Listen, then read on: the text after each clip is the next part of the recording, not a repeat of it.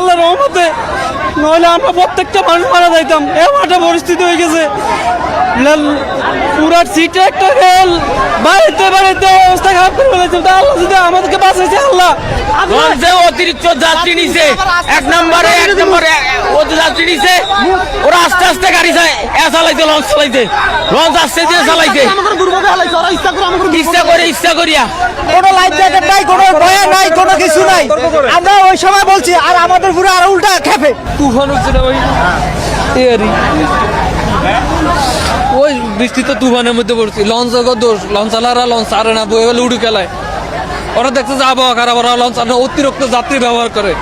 যেখানে এই গাড়ে পুলিশ বয়ে রাখছে, পুলিশকে টাকা দিয়া এরপরে যাত্রী এভারেজ লইতেছে। একটা লঞ্চ কতজন যাত্রী ধারণ ক্ষমতা আছে, তার তো দ্বিগুণ যাত্রী নেয়, পুলিশের টাকা খাওয়ায় বয়ে রাখে। ত্রিপল লাইনে হাজারবার প্রশাসনের আমরা কাগজে মিনতি ভিক্ষা চাইছি, জান্ডার ভিক্ষা, তারপরে হেরে যায় না এই জায়গার ভিতরে।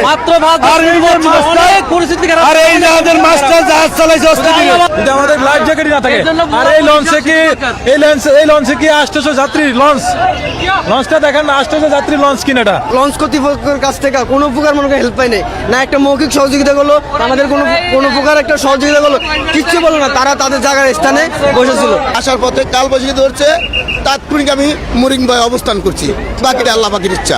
আমরা জাহাজ ওইখান থেকে ঘাট থেকে মৌসুমী হাট থেকে জাহাজ ছাড়ার পর প্রায় ঘাটের কাছাকাছি চলে আসছে। আমাদের ঘাট পৌঁছাইতে লাগতো 10 মিনিট সময়। 10 মিনিট সময় লাগতে হঠাৎ যখন কালবৈশাখীর আশঙ্কা দেখছি, আমরা ঘাটে না এসে আমাদের পাশে একটা মরিং বইয়া ছিল, যেখানে থাকলে আমরা সম্পূর্ণ নিরাপত্তা নিশ্চিতভাবে থাকতে পারবো। সেই হিসাবে আমরা ঘাটে না এসে বইয়াতে চলে গেছি। বইয়াতে চলে যাওয়ার পরে কালবৈশাখী শুরু হলো। এটা আমাদের কোনো ক্ষয়ক্ষতি হয় নাই। আমরা সম্পূর্ণ নিরাপত্তার সাথে আমাদের যাত্রীদেরকে আবার ঘাটে নিয়ে আসলাম, এবং আপনারা দেখলেন ঘাটে সব যাত্রী অক্ষতভাবে এখন বাড়িতে চলে গেছে।